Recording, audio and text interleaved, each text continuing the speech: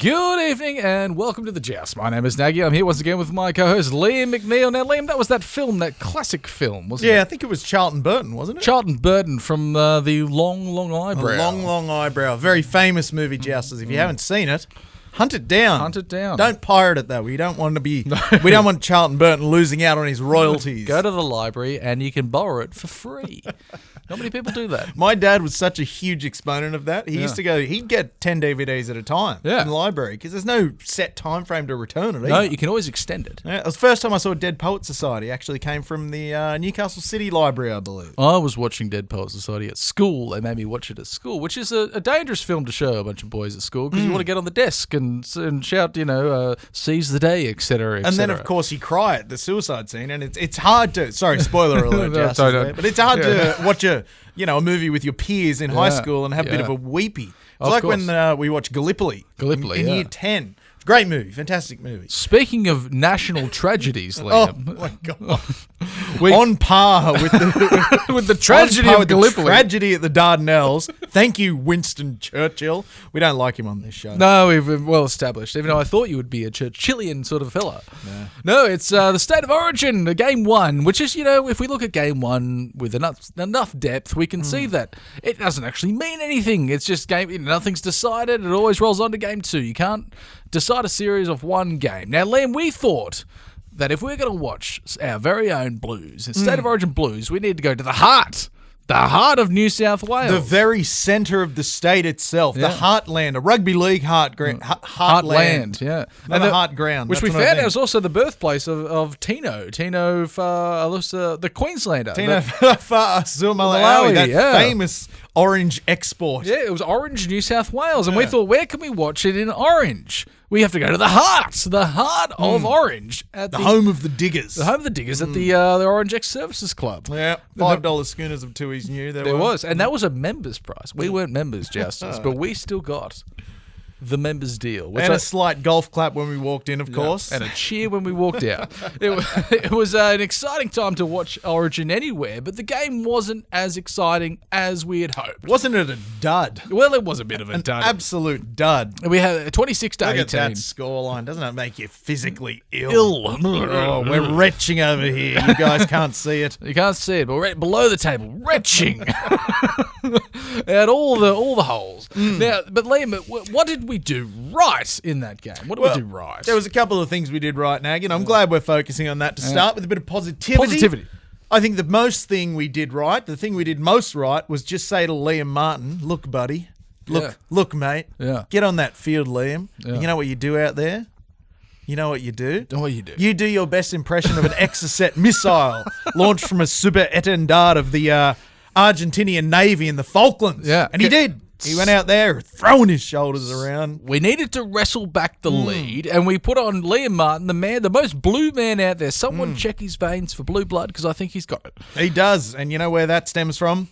The great town of Temora. Temora on the southern coast. Temora. He's a good Illawarra boy, I Illawarra believe. down there. Yeah, down in the Illawarra. Yeah. So we wrestled back that lead. So that was one of the good things, Naggy, but there was a couple of other good things. What are your first good thing? Well, I think out of everything that was good, besides Liam Martin coming on, we had Brian To'o. That was really, I think he was given a job. Everyone knows that your wingers in this day and age are sort of like your front rowers. You got to make a good meter yardage, as the fancy boys might say. Not us. No, meter gainage, we say. And he did it. He went out there and did a job. Every carry back in the early sets was really strong from a Brian To'o. Hasn't he proven himself to be one of the best wingers in the competition of the last 5 years? And in classic style, I believe it was the Knights who played him into form. His first season, he had a couple of good games, and then he had a game against the Knights where he was just unfathomably amazing. And so I think, Brian, you should be thanking us Red and Blues for that. You're welcome, Brian. You're welcome. So, yeah, fantastic from Brian. He had his beautiful Dragon Ball Z boots on, for those that missed. Really bright, beautiful anime scene. He had those made custom, wasn't it? Custom made by Puma. Puma. Yeah, very nice boots. I've been calling it Puma. Just don't do it in your pants. Also, one of our nearest and dearest People thought Frizzell wouldn't make it. You know, we thought it was an interesting selection. Kind of came out of nowhere. On the other side of 30. On the other side of 30. On the other side of the field, on the edge there. Can he tussle with the young fellas? Yes, he was very strong on the edge. And didn't he tussle, my God. He was one of the best. He showed that he wasn't just club football that he's good at. He's actually good at Origin football, which he always has been. He has always done a strong game. And we forgot that. We forgot that he is such a mainstay of the blue team. Not only strong, but he almost got a try. Oh, and didn't he almost get 2? Well, the almost try was the most almost try of them all. And that would have been our first try, I believe. Yes, very, very almost. Incredibly almost. Incredibly almost. Yeah. And if most almost. And if anything could be more Newcastle Knights than having a player in the highest caliber to be very much almost. Could be more. We're the almost men. We're the almost guys. But that's a good Australian musician on the shoulder there. I think we'll come back to that in a couple of minutes there, Joust. It's one of our very finest. From everything that went right, Liam, there were several things that went wrong. So many. So many that went wrong, Naggy. Where do we even begin? Well, I think we have to start with the Blues attack. We got a lot of ball, all the ball, but we got inside their red zone. It was putrid. Absolutely putrid. I was going to call it. You've got a team of very, very astute rugby league men. Talented fellas. Very talented fellas. Yeah. You know, those of us who have played rugby union. Yeah. Sorry, not rugby union, rugby league. I don't know. I've played both. Right. I always forget which one is which. That's very confusing. Similar game, yeah. Similar game. Yeah. But you would think, at the highest echelon of the game, you would be able to pass a football to another player, you think so? Which you have been learning to do since the age of 7. Yeah. But apparently the New South Wales Blues just didn't get the hang of passing it to their teammates. The memo didn't reach them. No, it didn't. The ball was hitting the ground. It was going behind the players. It was going over players' heads. It was going everywhere but the bread basket. 2021, Liam, I'll cast you mind back to a successful Origin campaign. Yes. With the very own Tom Trbojevic. He was allowed to float. He was allowed to roam. The Serbian stallion. But now he floated and almost floated away. We didn't know where he was. Off the field. Where was he? There was times in the first half that it was like, oh, where's Turbo? He's floating down the other end. Yeah, he's being tall somewhere. Who cares? It's like he got the tide wrong. We should have picked the 4th Trbojevic. Ben, not Ben, the other one. The other one. The accountant. Who's not involved in the NRL according to Tom Trebojevic's Wikipedia page. He could have done better. There was also our very own skipper. You know, one of the most capped New South Wales players that has always... And one of New South Wales' best ever, if I think it would be safe to say. What happened to him? He got stuck in the mud. He did get stuck in the mud. Now, this is interesting, and you'll notice, Joust, is that he did get stuck in the mud and fall over a bit. Yeah. But I'd like to offer a bit of context for that, which a lot of Jousters might not know about. Please. If you cast your mind back to when Teddy debuted in the NRL, perhaps 10 years ago? Something like that. Something like that. He was playing for the West Tigers, and bad things happen to West Tigers players, of course. So he did an ACL. And the following year, he came back. He's going to be bigger and better than ever. He did an ACL. So ever since then, James Tedesco has never worn long studs. Oh, short studs. He's always worn short studs due to not wanting to do another ACL, which is understandable. It's very reasonable. But on a greasy deck, like Adelaide was, a bit of trouble. I always thought it was a bit strange. When you're lining up for your club, growing up, you're playing rugby league. And you're going, and you're trying to psych up. You're like, these are the players I'm going to hit. And you run out, and then the first thing the ref makes you do is like, all right, boys, got to check your studs. And then you have to lift your leg like a horse, and they run your hand past them because they were looking for the metal studs. They were. Because if they frayed, then they would become like razor blades. And there were certain players in the old days, especially in the country, who would take the nail file from the wife's bathroom kit, give it a bit of a sharpen. Yeah. You know, whittle away at the roundness. Yeah. And so, Teddy, next time you're doing it, bud, just sharpen your studs and sharpen them up. Just shank people with it. I think we've discussed this before on the Joust. The best way to to beat an opposition is to actually stab them. Just stab them. Yes, I believe. If you can do it with your boots, even better. Yeah, because they'll never know. It's hidden. I've watched many Origin games. I've never seen the ref check the studs. No? Hidden weapon. You can have 9 weapons on each foot. That's all I'm saying. And this was, I think, the summation of Teddy's night. You can see this image there on the screen. Yeah. Being outleapt by that great high jumper. Yeah. Great high jumper, Lindsay Collins. I always get him confused with the fellow from Manly. Kepi. Sean Kepi. I always get those two players confused in my mind. How? Because I think they're big dumb props. They just look semi similar. That's fair. There's so many big dumb props though. Yeah, it doesn't take much to confuse me. No, it's a bit of par for the course, but that out leaping was pretty embarrassing. Wasn't good. Great. Wasn't what you want to see from your captain. But what else went wrong, Naggy? Perhaps we need to let's talk PJ. Well, before we get to that, it's a little bit of a more of a philosophical one. You see, our very own Nico Hines, the player that Dally M winner, everyone was excited to see him play in the Blues jersey, didn't actually have a role. It seems we were waiting and watching this game. We thought it's getting a bit late in the game. What are they going to do with Nico? Now, Naggy, as a failed philosophy student, I dropped out of Newcastle University thrice. One of them was when I was studying majoring in philosophy, of course. I'm glad you brought up a philosophical question. Now, we discussed this in our preview of the game, and we discussed the fact that Fred Fittler, and New South Wales in general have been known for picking a bench utility and just saying, get out. Get out there. 7 minutes ago. Get out there. Win the game. And to be fair, he had to, fill in at centre with Thomas Trebojevic getting HIA. Barely, 16 minutes to go? It seemed like there was no plan. Oh, there wasn't a plan. No plan. He was just going to sit there. And if the game stayed tight, he was going to sit there and they were only going to use 16 players. Not good enough at Origin. And that's been Brad Fittler's downfall of the last couple of years, his bench management. Are we talking downfall already? Well, that's a good question there, Naggy. But if it is, part of the downfall will be his absolutely unfathomable bench rotation decisions. Some have called it horrific. I don't know who could be us. Maybe it was us last week, or possibly. Well, if it was us, we were right. we were right. Because the bench rotation, I think, is also something that really has, come under some scrutiny. You've got players like Junior Barlow. He's a big minute player. Yeah. He didn't get big minutes. No. You got a fella like Payne Haas, big minute player. Didn't get big minutes. 9 minutes, I believe, TPJ got in the second half. Maybe 11. I don't know. Somewhere in that much smaller than you would assume. Yeah. So that was a very, very odd decision. Yeah, 31 to play for small Hudson, minutes for those two boys. 31 for Hudson Young, but they're never to seen again. He was shunned. He was so shunned. And it seemed like they were reactive. They were reactive with the bench rotation. It was they didn't go in there with a plan. They said, "Well, he's made a mistake. Bring him off. Hook him. He's made a mistake. Bring him off. Hook him." He was going mental. Yeah, and TPJ, I think, was reasonably hooked. I think if you recall, it might have been New South Queensland's third try, perhaps. Something like that. Gave away a penalty. The offload. Gave away a penalty. Yeah, into the 10 metres out. Yeah. Then gave the offload that led to the try. Despite being ahead on the scoreboard. Yeah, very. It was kind of, we somewhat expected that. We knew that TBJ would either have the greatest debut we've ever seen of all time. Yeah. Or he would fall to bits and do silly things, which he did. It was the second. That's the thing. It was one of the two, and he did the other thing. The bad thing. The bad thing that we all knew would happen.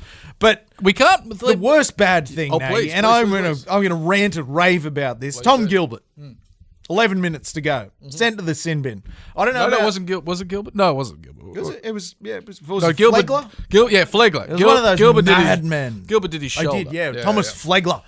Now, for me, that's a send-off in a club game every day of the week. Yeah, sure. I would have been happy if it wasn't an Origin send-off. Or a sin bin. Or a sin bin. Yeah, or a sin bin. Just penalty. Yeah. I'd be fine with that.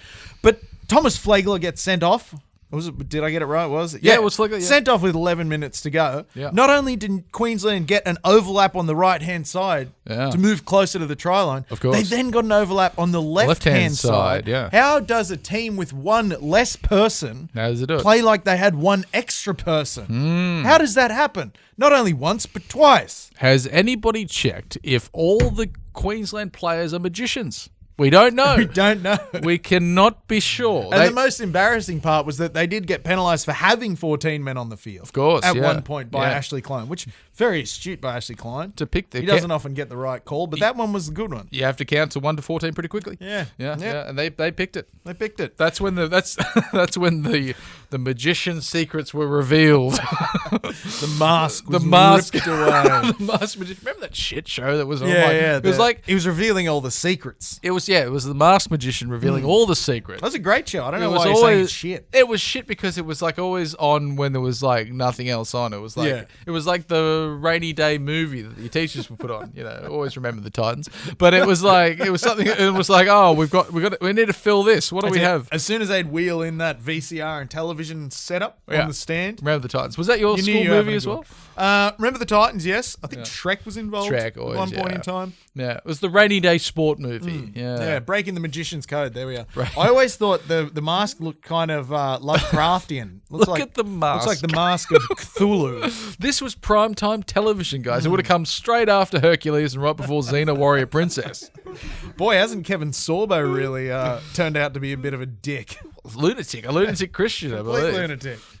Not lunatic. No longer a good Christian boy. He's now a bad Christian boy. That was a man I looked up to. Yeah. I looked up to. Him and Aeolus' relationship was just so lovely. Yeah. It was so wholesome. All wholesome boys. Filmed in New Zealand. I think Xena was too. Yeah. I think Lucy Lawless being a Kiwi herself. Is she really? Yeah. I thought she was American. No. Aeolus is Kiwi he's an American. well. Oh, really? Yeah, he's the amazing thing. Why haven't we claimed them then? I don't know.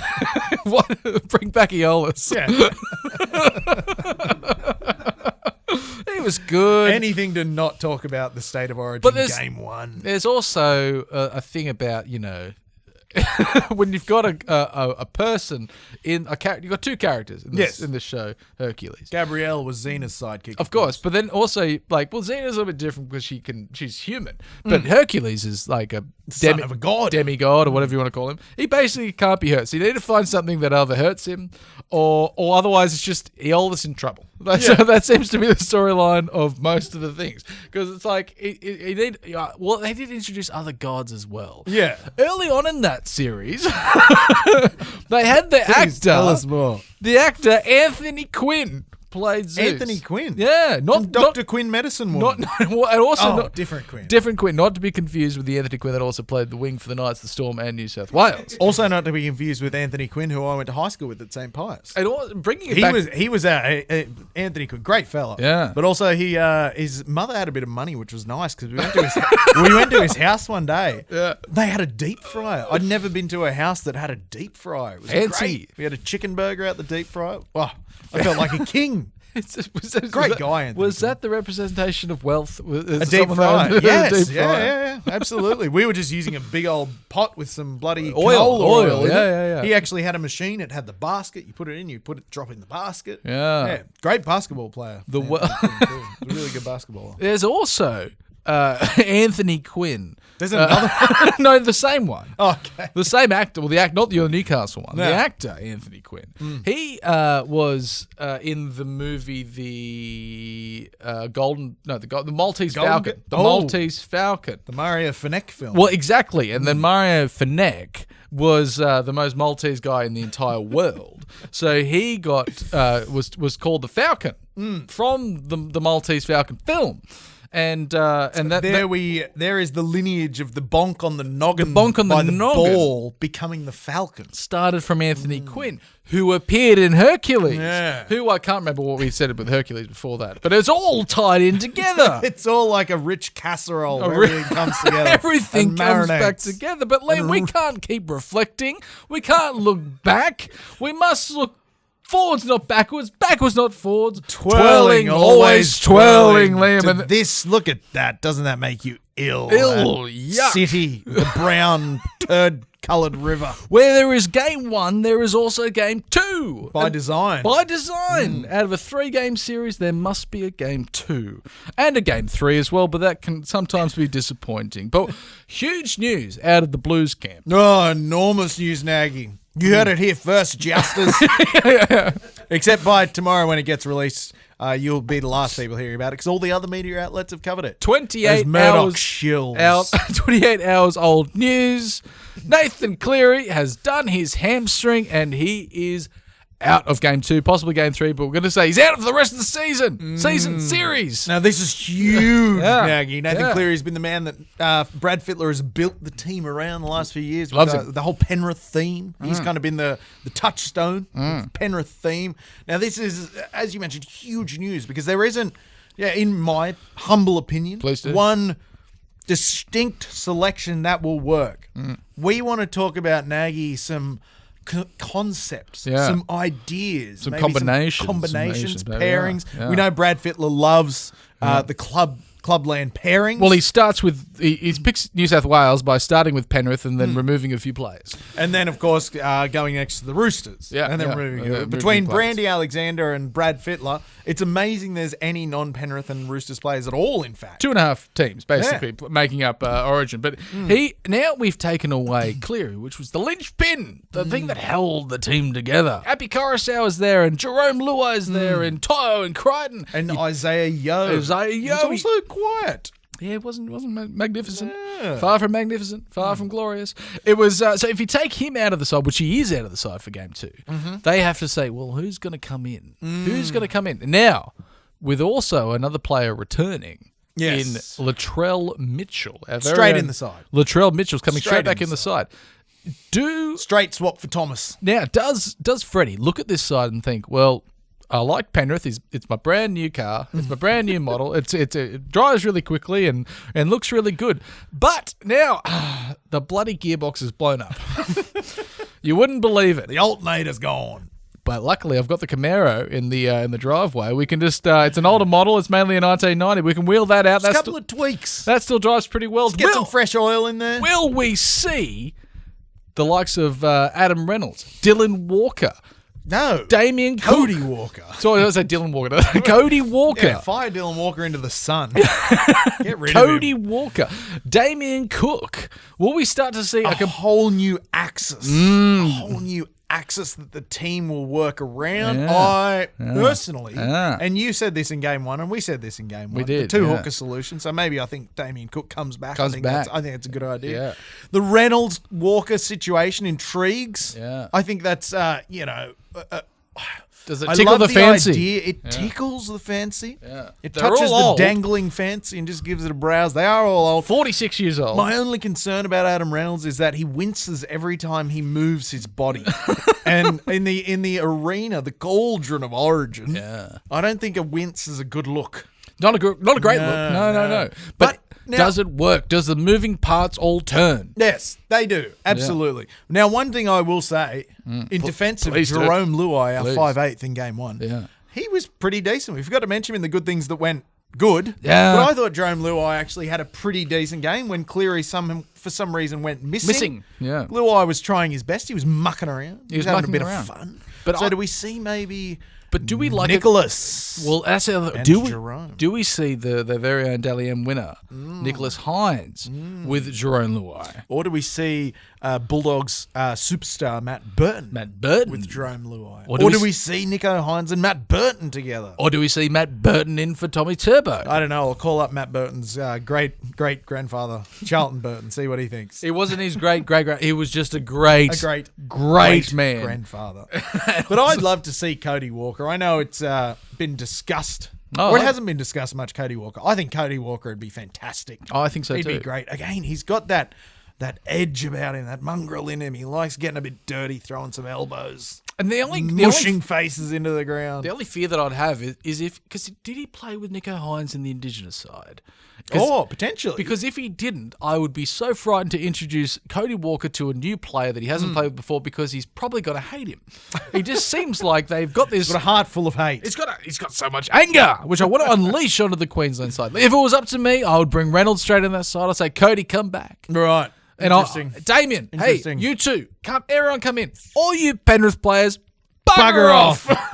Let's bring the Cardinal and Myrtle in. But then do you take it to the next level and go Cook, Reynolds, Walker, Latrell, fullback? I say no. Probably not. And let me tell you why I say no. Keep Teddy there. Teddy is the only player in that New South Wales side that should get a pass. Yeah. I've heard a couple of other commentators and podcasters saying a very similar thing. Yeah. James Tedesco is the only player in New South Wales who gets a pass for having a bad game. Yes. Because we've seen what he does. We know what he can do. We know what he can do. And he'll do it again. Hopefully. So, James Tedesco gets a pass. Yeah.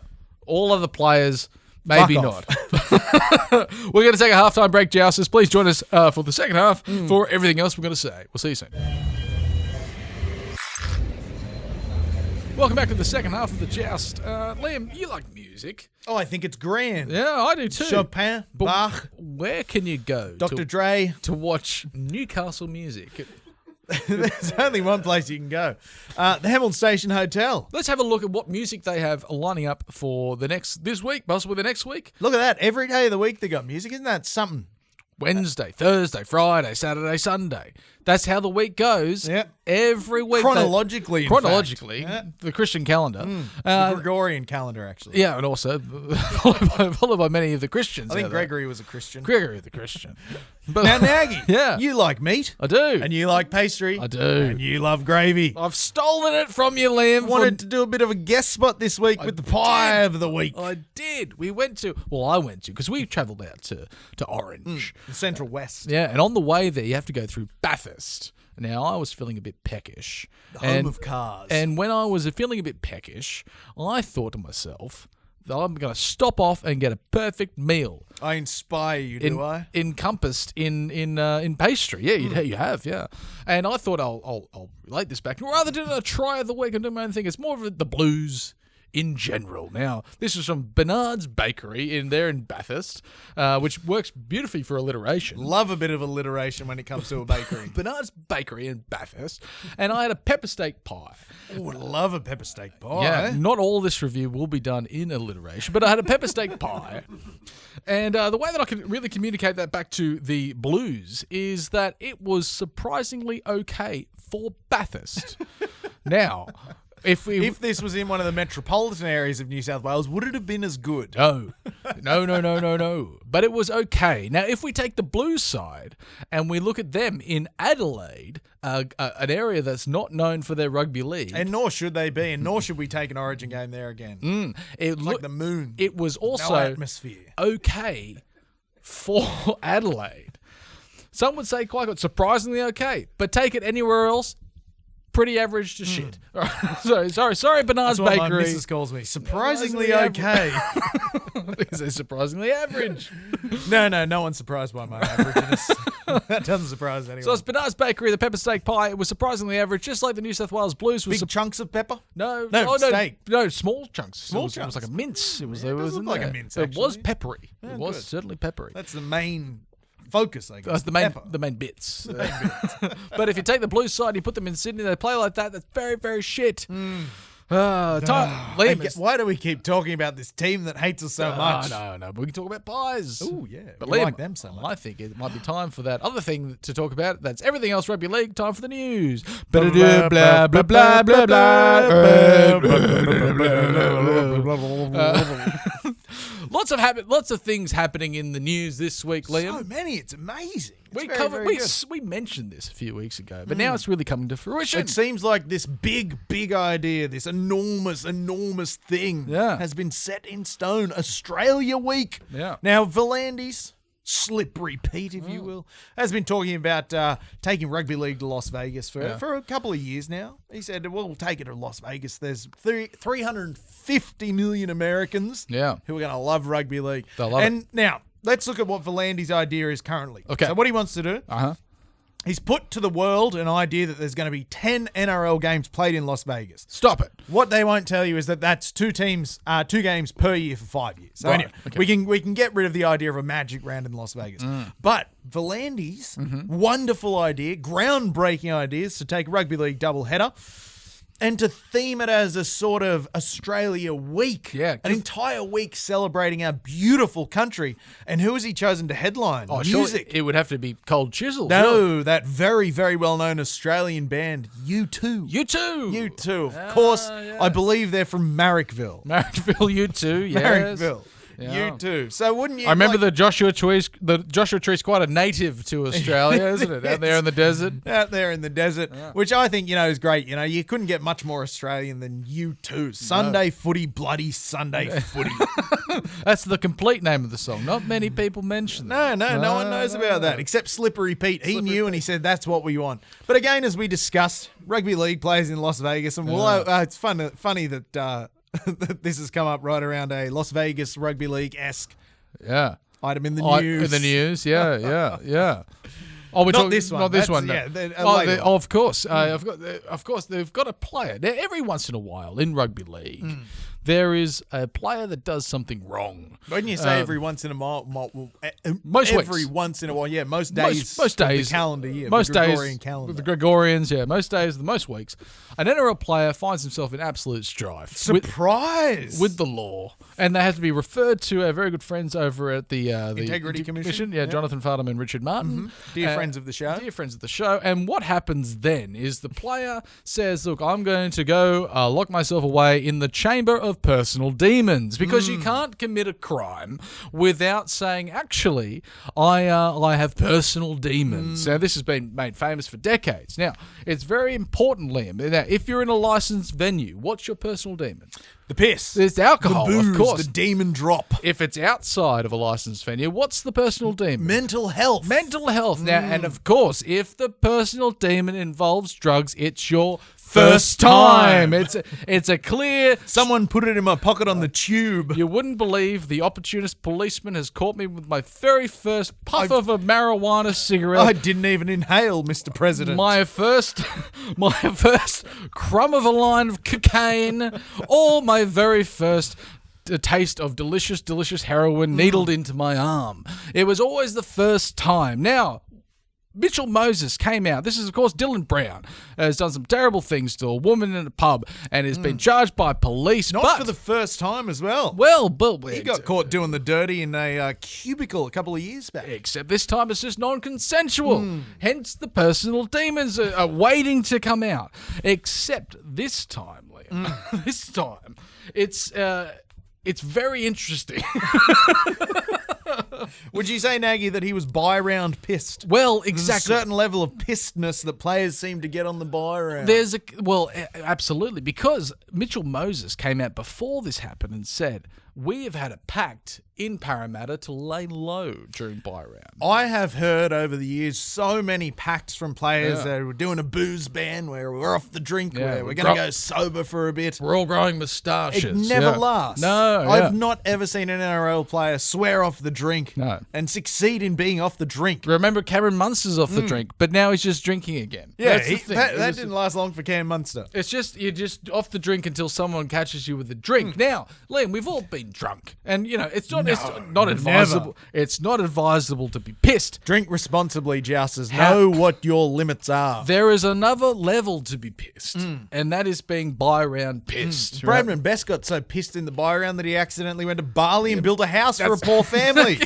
He didn't plan it. You couldn't get much more buy-round pissed than turning up in Kuta Beach after a week on the drink and say, "Oh, geez, I just built a house. I'm holding a hammer. I'm holding a saw. There's a whole house there. I just helped some, poor local family build a house. Oh, I've done it again. Rumour started. Oh, no. Rumour has it that he was actually just in the Kent Hotel smoking area. Yeah. And he got chatting, and before you know it, he's in Kuta, hammering away. Incredible. I happen to know for a fact. Yeah. I happen to know for a fact that in the off-season, Kalen Ponga got buy-round drunk. Yeah. Bam. New estate in Teralba. Right out the back of the train station there. He decided, I'm going to get buy-round pissed, blacked out for 3 weeks, and then you've got an enormous, wonderful new housing estate for people to live in. Speaking of our Newcastle Knights. And Teralba.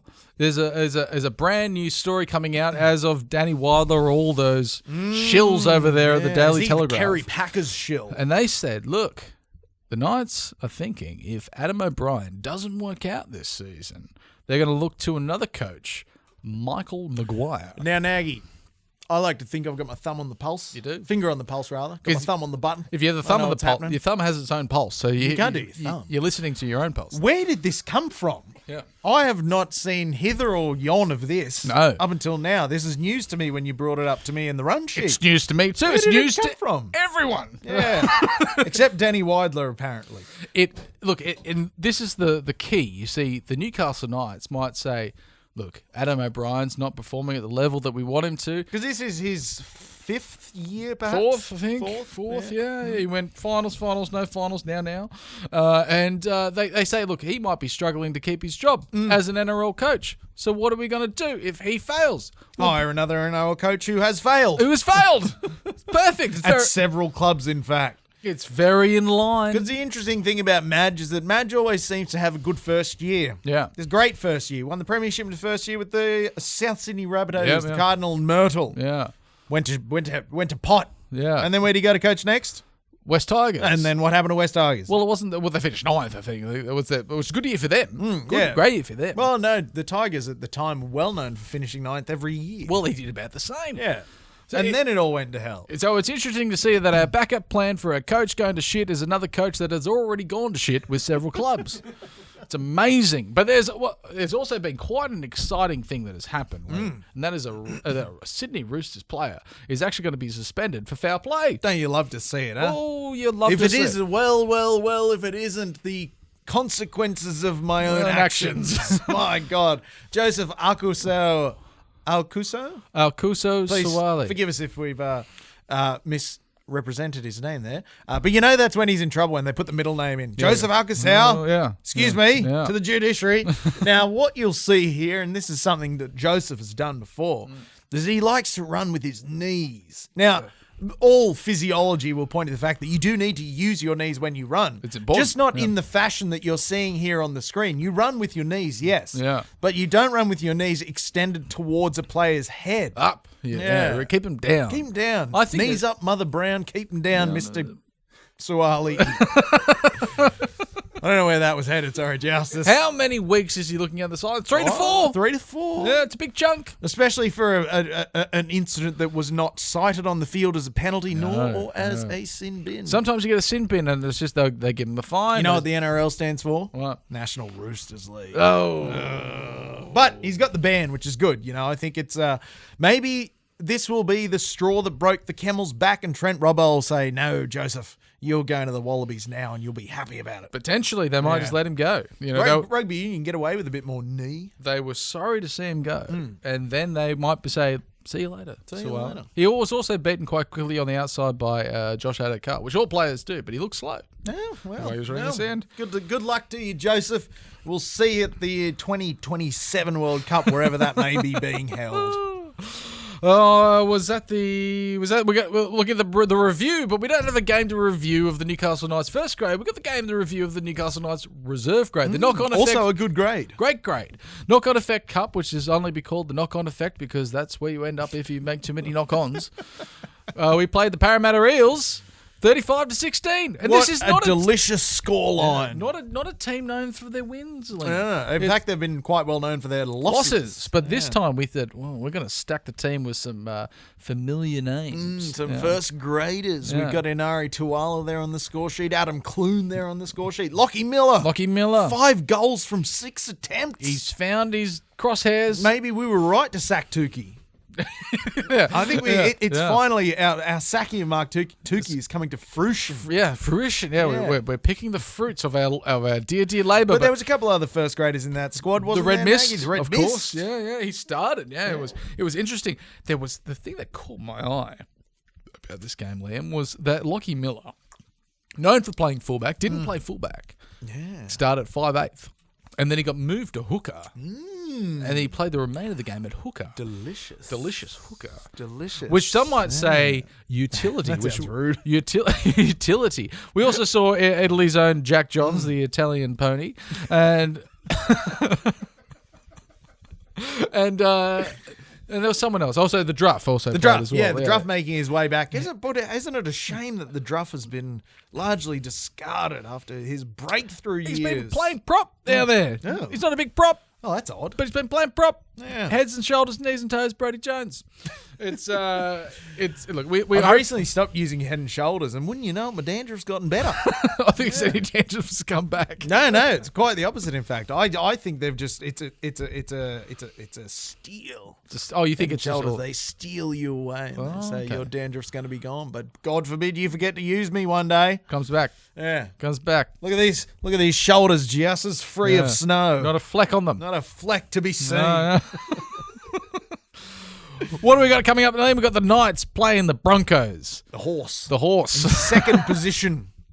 It's really the Bronco, isn't it? Yeah, just Yeah. one horse. Now, here's an interesting thing. When they brought the Broncos into the rugby league, because this isn't often discussed, In Australia, wild horses, we don't call them Broncos. Naggy, what do we call them? I don't know. Brumbies. Brumbies. So when they were bringing in the Brisbane Broncos in the early years, I think 88. 88, same years as the Newcastle Knights, they would become this big worldwide franchise. And they said, we want something that's going to resonate better with the Americans. And I believe they actually looked to the Denver Broncos NFL team. Of course. For a bit of inspiration. And said, look, we're going to get all these people from Denver. Yeah. And they're going to accidentally stumble upon the Brisbane Broncos somehow in the pre-internet days when no one could watch television from different countries. Not a chance. And the bigwigs at the Broncos decided that was going to be their marketing plan. They didn't want to be the Brumbies. Un-Australian Broncos up there in Brisbane. Disgusting. Yeah, disgusting. Couldn't be the Brumbies. Too good to be the Brumbies. Too good to be the Brumbies. And they're a little bit too good for the NRL at the moment. They're up the top of the table, and they have also... Panthers are at the top. No, but if you look at... This is the thing, Liam. If you look at... The Panthers have had 2 buys. The Broncos have had no buys.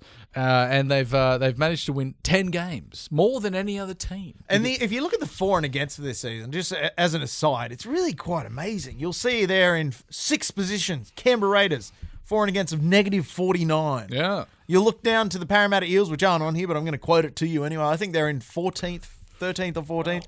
12th. Yeah. With a points differential of plus 53 to 56. Roosters -66. Yeah, Knights -18. You've got Storm at 5th at -1. What is happening with the ladder this year, Naggy? Bonkers.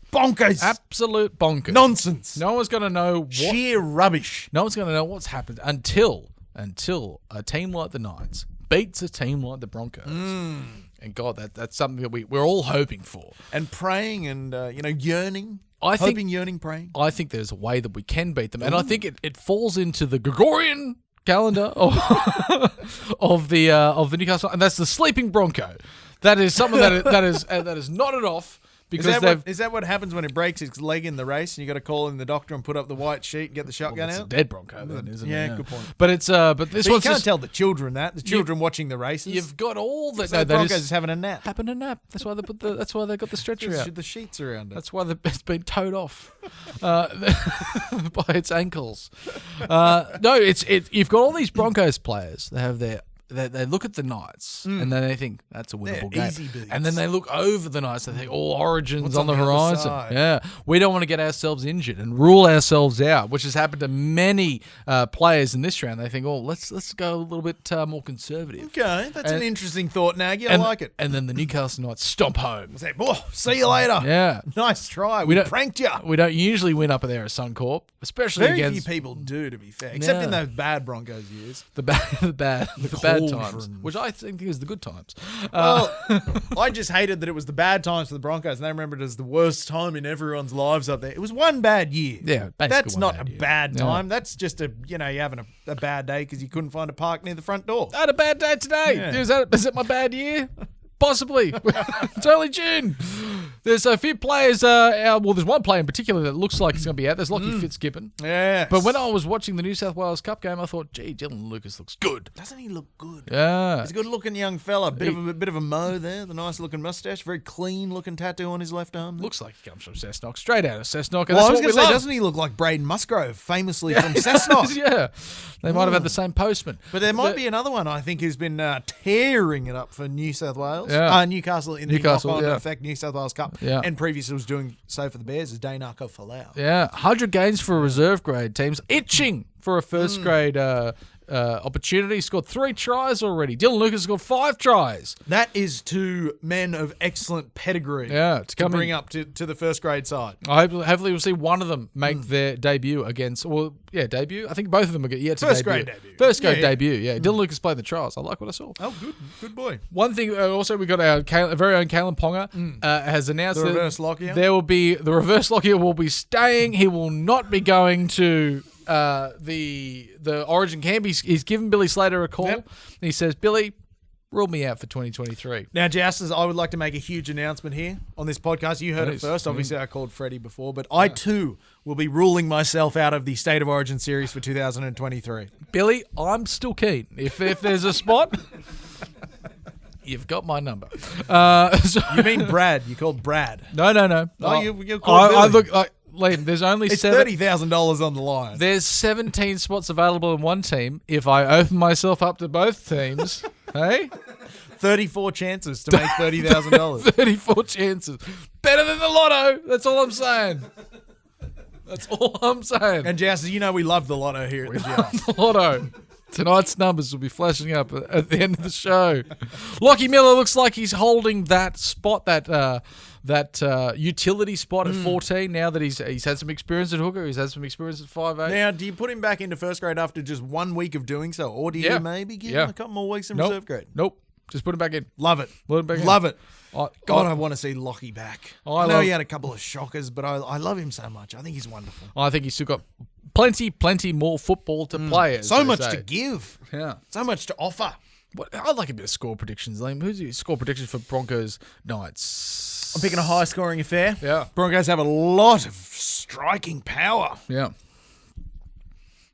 Newcastle Knights by 28 points to 22. So, okay. And I think...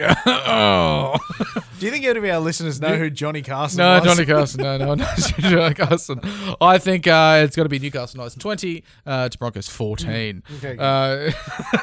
Mount Baldy. What happened to the sack this week, Liam? It was empty. Oh, it was a buy-around sacks, Joust, which is very, understandable. Yeah. The sack took a week off this week, so, it'll be back better than ever next week. Hopefully better than ever, depending on the result of the Broncos game. But even when we lose, we find the sack becomes even more full to the brim. So bustle away, Jousters, on this next sack, and we're looking forward to getting back into it. If you like us, Jousters, please like us on Facebook, YouTube, SoundCloud, Instagram, iTunes, Spotify.